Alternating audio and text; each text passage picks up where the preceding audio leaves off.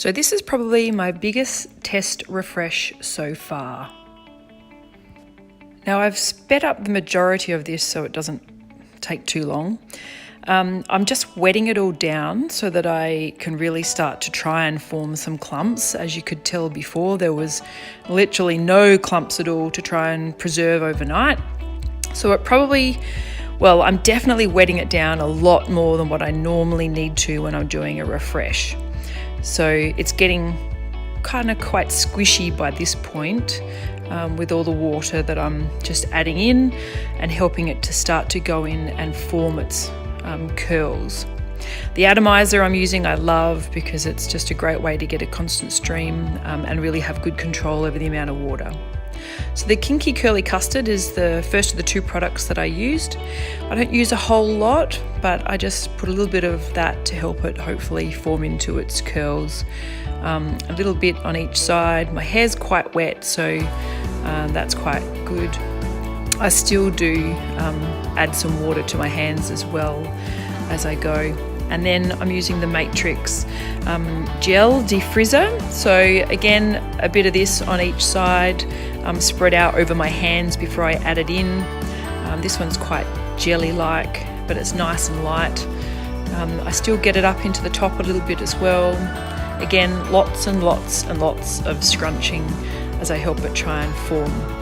And I use this, it's just one of the head wraps that I've got to be able to use if I'm plopping. I'm literally just giving a scrunch out to get some of that excess water out. And then I'm just plugging in the diffuser because it's time to dry it off a bit and get some diffusing action. I'm just showing that it's on the bottom.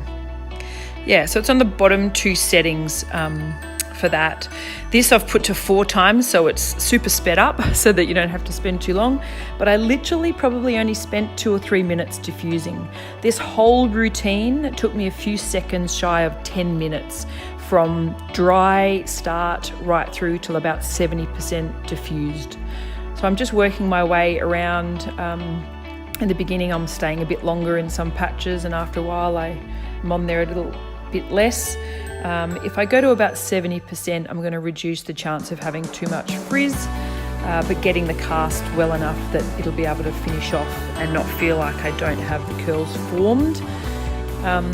The Dyson I really love. I know for some people the diffuser is not big enough, but my hair's quite fine, so I don't seem to have too much trouble being able to use the diffuser and not having too many wonky curls. Just working my way around and getting that mostly dry. Now for this last little bit, I've just got it on normal speed. I'm just doing those last few little bits of diffusing before I'm figuring, yep, that's dry enough to now let it just finish off while I finish breakfast for the kids.